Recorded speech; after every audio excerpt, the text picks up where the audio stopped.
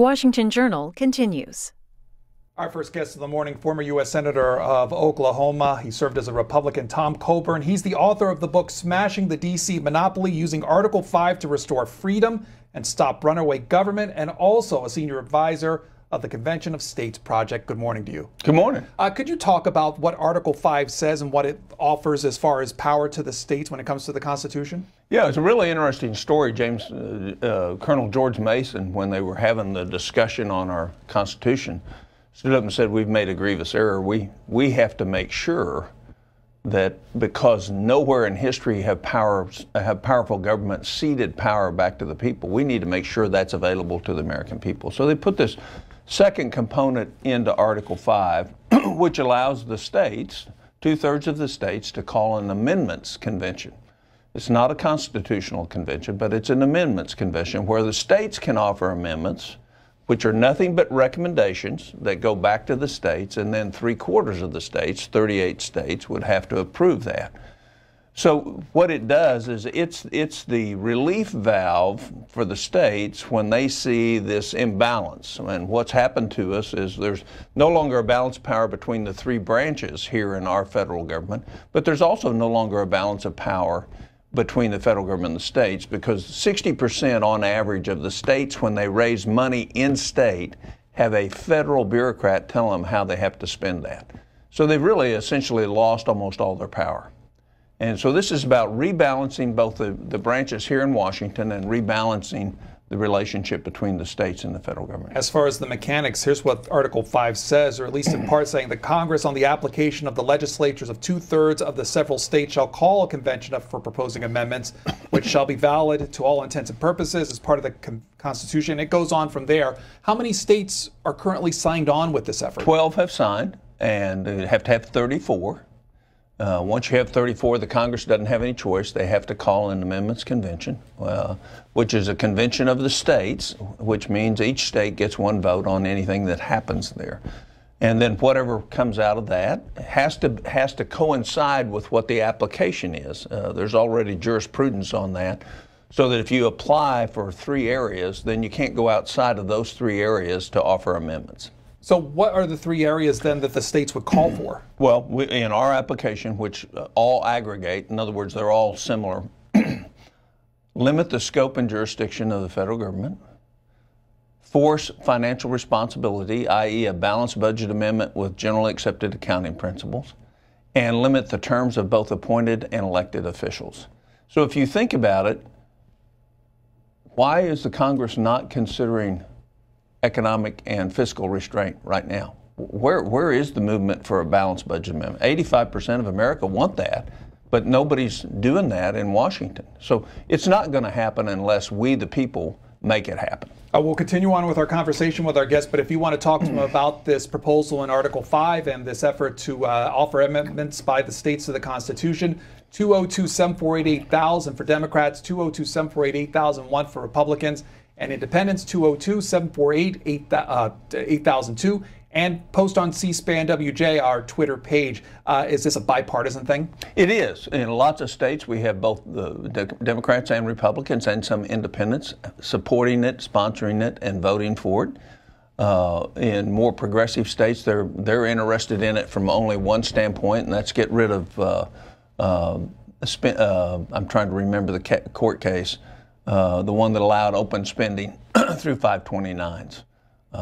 So we have a lot of opposition because people like the power concentrated here in Washington, but we also have a lot of support. We have 2.8 million volunteers right now. We're going to grow that to 10 million over the next year, and we have a volunteer in every legislative district in the country. As far as you talked about the number of states, but you still have quite a ways to go as getting to 34. How soon realistically could you see that happen? Well, it just depends on leadership. It depends on what happens in Washington. The more people see what's happening in Washington, the more they agree with us that we need to actually make some changes here in terms of how it happens, how it works. The fact that not much is happening, it didn't happen in the last 4 years, isn't happening now in this coming 4 years. Where is the work together to solve the real problems of America? And that's what I'm interested in. Oh, but the president was elected with that kind of mandate, sure, though, was he not? Sure. But the point is, this kind of supersedes politics. This says, what are the real problems that we have as a nation? How do we actually fix them? And how do we repair, as our founders knew we would need to, otherwise they would have never put this in there, the situation where we reevaluate the balance of power here in Washington. Because essentially Congress has given all its power away. They don't have much power anymore. And the courts and the executive branch actually control things. There are a couple of gentlemen at the Center for Budget and Policy Priorities that take a look at this idea of convention of the states. They offer this argument in pushback, though, saying that in part, the Constitution provides no guidance whatsoever on the ground rules for a convention. This leaves wide open to political considerations and pressures such fundamental questions as how the delegates will be chosen, how many delegates each state would have, and whether a supermajority vote would be required to approve amendments. Well, the only requirement to approve amendments is done by the states. The Constitution already says that, and it requires a supermajority. The selection of who comes is totally left up to the states. What they don't understand is before our Constitution, everything happened through a convention. All our history is about convention. Matter of fact, the Bill of Rights, when Madison and John Jay started proposing that through an Article 5 convention, Congress said, whoa, we don't want them to do that. Congress passed the Bill of Rights. So there's a ton of naysayers. I understand that.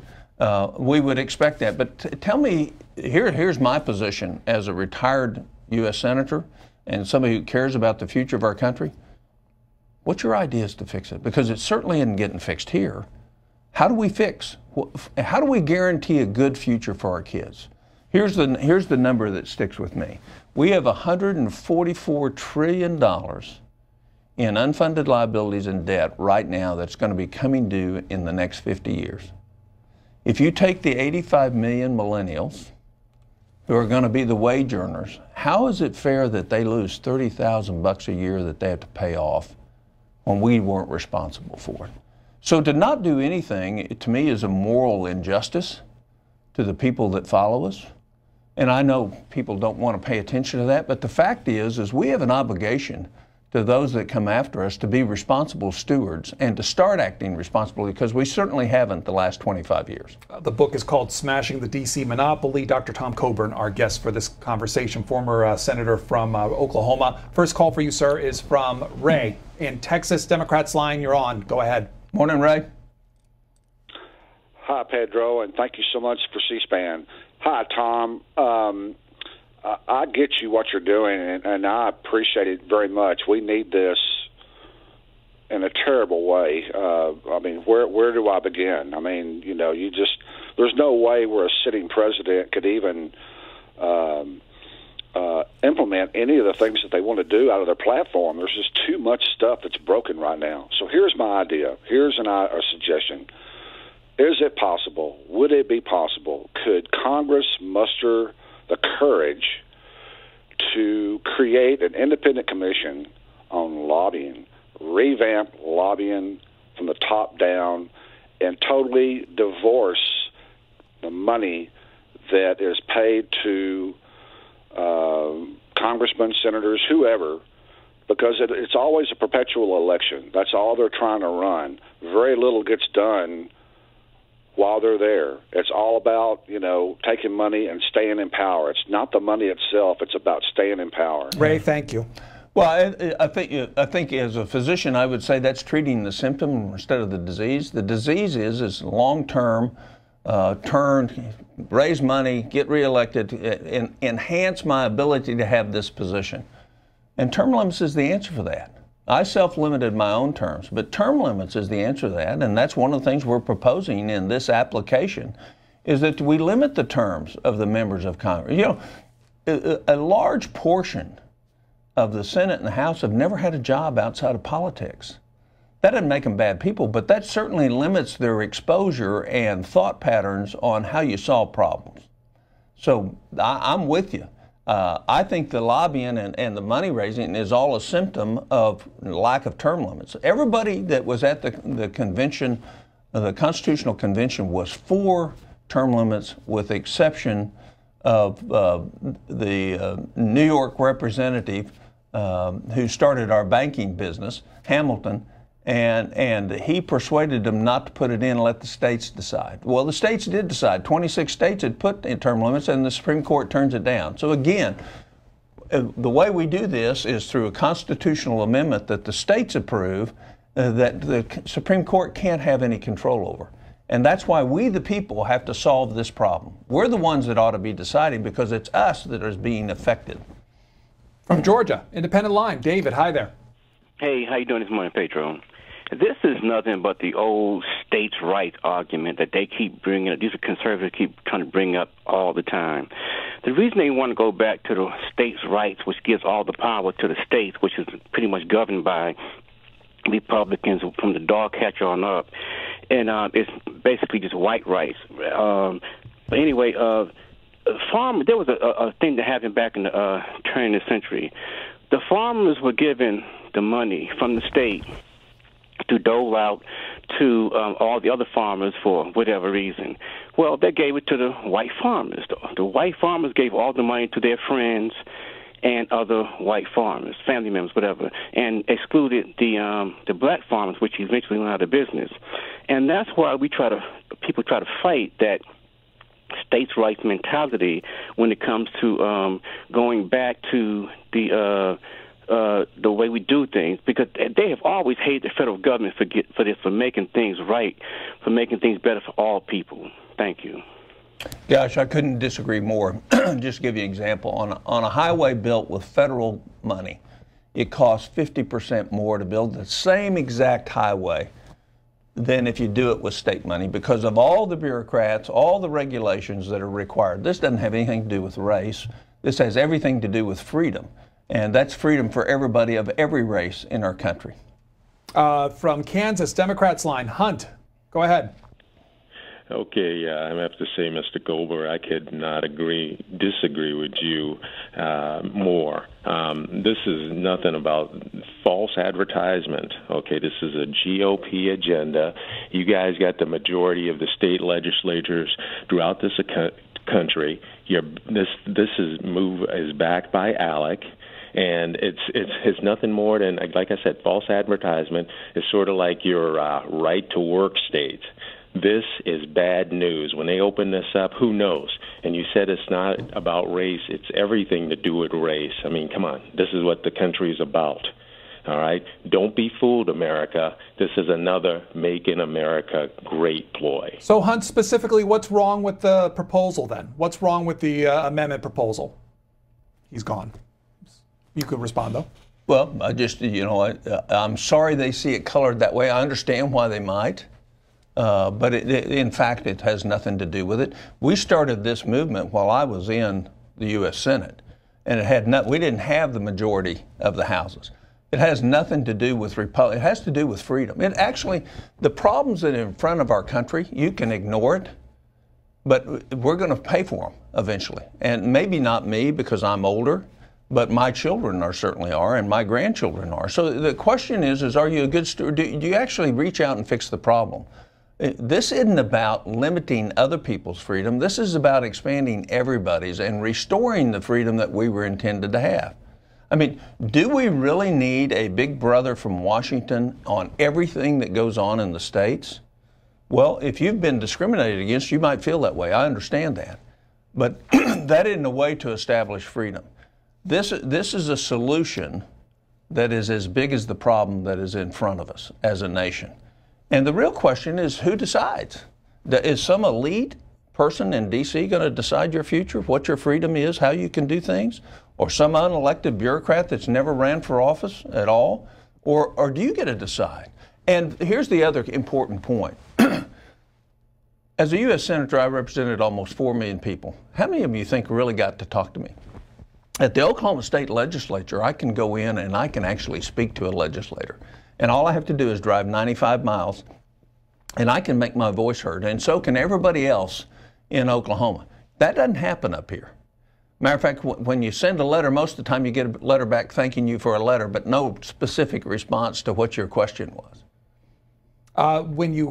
So the states that have signed on to this, are they governed by Republicans, and do they have Republican legislatures largely? I think that's true. Alaska, Indiana, Missouri, Tennessee, Louisiana. Yeah, I think that's true. So will you make this appeal largely to red states? I know you talked about the bipartisan nature of this, but well, I think the reason it's going first in red states is because there's more movement for a desire to restore freedom and control back to the states. as far as being consistent on the three things that you want, how do you make that happen with all these states if they all have to have the same three principles? Well, what happens is, for example, let's just take the fiscal responsibility, that the federal government has to be fiscally responsible. Within a convention where every state gets one vote, if Oklahoma wants to send 10 and California wants to send 20, they can, but they still get one vote. You have to pass a recommendation that says, here's a constitutional amendment we would forward to the states. Now, what would that be? That would be, let's have a balanced budget amendment that says over the next 10 years you have to move towards a balanced budget amendment. Here's why that's important. Because most of the time, our members of Congress and our senators won't make the hard choice. Because if they make the hard choice, they might not get reelected. And the conflict is maintaining power versus losing power. So if we have a balanced budget amendment that says you have to do this, they can go home and say, hey, look, I'm sorry, I didn't have any choice. I had to vote because we now have a constitutional amendment that says we have to live within our means, instead of continuing to borrow it off the backs of people that aren't even born now. This is from our independent line, Florida. Bill, go ahead. You're on with our guest. Yeah, good morning, Pedro. Yes, I agree with the earlier callers. This is nothing more than undermining democracy in America, putting a limit on wages, decreasing wages, as you have done in Puerto Rico with the Blue Mountain hedge fund that's going on there that's wrecking that economy. Caller, how do you make the connection between what you cited and this effort by Senator Coburn? Because that's what all the red states represent. They represent non-union people. They represent wage controls of $7 an hour, $7.50 an hour. They won't let people unionize. They're destroying democracy. They're undermining. It's depraved indifference to a way of life in America that we used to have during the 50s and 60s. Okay, we'll let our guest respond. Well, again, it's very informative to see the kind of response that we're seeing, which is one of our problems in our country, is the division. Is you're obviously bad if you live in a red state. You're not thinking, you can't care for people. I mean, we just heard an explanation that if you're from a red state, from two different individuals, that obviously you don't have the kind of values that are needed for our country, and that just isn't true. The fact is red states care for their people as well as blue states. And I don't know, right to work has actually elevated wages in Oklahoma. So, you know, I understand that this polarization we're seeing is really difficult, but if in fact we had a convention of states and actually forced the federal government, what's wrong with us living within our means? And is there a moral question to the gentleman who just called from Florida? You don't think you ought to pay for your Medicare? You don't think you ought to be paying for what's getting ready to come down the pike to benefit you? Or should you really just charge it to your children? And that's the real moral question. And so we can take it off into a back alley and say that's not what we're trying to do, but that is what we're trying to do. Even though the Constitution allows for it, do you hear the argument that this is an end run around representational government then? No, this isn't an end run. This is exactly what our founders intended, that when they knew that at some point in time, the ineffectiveness and the cost of a central government collecting power to itself would have to be neutralized. And this is just about restoring what was originally in our Constitution in terms of the states having the ability to make decisions. For example, can we, the $100 billion a year waste in the military? Who's working on that?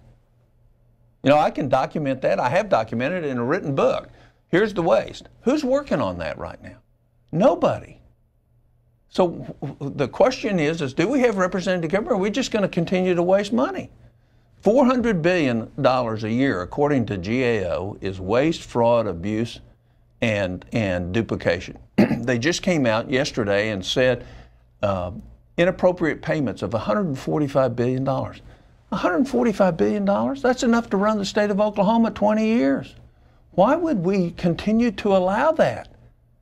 So, I understand what we're hearing from callers, but I don't think it has any bearing in fact of what we're trying to do. Smashing the D.C. Monopoly, using Article 5 to restore freedom and stop runaway government is the book by, I guess, Senator Tom Coburn. And joining us to talk about the concepts there, Ed from Michigan, Republican line, you are next.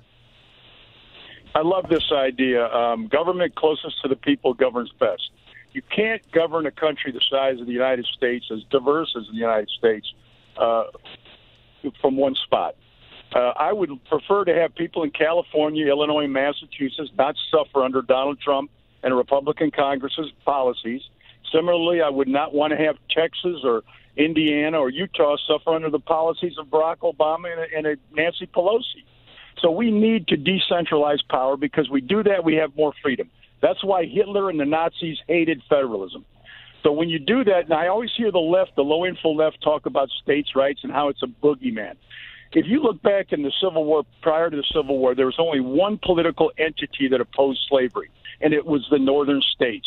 The federal government and the southern states coddled slavery. So that's a fallacy. This will restore freedom and increase individual freedom, and people have more choices, and with more choices, you have more competition and more accountability. I love this plan. I agree with him. And that's, it's really about who decides. And that's what freedom's about. This isn't about undermining civil rights. This isn't about taking away what is out there. It's about being responsible with what is. And what we've just heard was a good summation of why we ought to do it. But the other reason is because look how much fear we've heard this morning. Look how much fear. Why is the fear? Do we expect the elites in Washington to do what's best in the long term for the country, when in fact their real conflict is doing what's best for their political career? That's where we are in our country. How in the world? I'll give you an example for last year. Last year, $484 billion deficit published by OMB and CBO. Except the debt went up $1.6 trillion. As an accounting major and a degree in accounting, that doesn't work. The unfunded liabilities grew $6 trillion. So we can ignore that, we can continue to borrow, but what that means is the average millennial is going to live at a 30% decreased standard of living than what we're living right now. I think that's a moral imperative that we fix that. To that idea, if I can give you a snap reaction on a couple of things. The president is expected to release his budget today. According to information that's found in the newspapers, there's some new spending involved when it comes to things like public-private partnerships and things like that. But one of the bigger issues that have been raised is when it comes to spending cuts, a potential of $600 billion from Medicaid and the Children's Health Insurance Program. On its face, do you think that's a right approach? Well, if you look at what they found in Pennsylvania and Ohio, they found over 1 million people that were illegally signed up for Medicaid, who lied on their applications. They compared them to the auto applications for their auto loans, and then they compared to what they told the state, and in fact, they weren't eligible. For a republic to survive, you have to have a virtuous and informed public. Well, I would tell you that if you have 1 million people in 2 states that signed up illegally for a government program, and that average cost is about $7,000 a year, that's a lot of money. That's $7 billion just in those 2 states. Well, if you have the same amount of fraud elsewhere, what's going on? Same thing on Social Security disability. We know that 40% of the people on disability aren't disabled. But we did there are people going to jail from the oversight that we did on that, but who's working on that now? So I don't overreact. Our goal ought to be is if somebody needs help, we ought to help them. But we ought to also help them maintain to be personally responsible and not create dependency. Arthur Brooks in his books made 2 really great points. He says, learned dependency is tyranny, because what happens is you lose your ability to flower and grow into what you can become. But earned success is happiness, and it's true. So if we create programs that help those people that need it, and we don't allow the fraud and abuse. We know there's $120 billion of fraud in Medicare and Medicaid. Just think about that.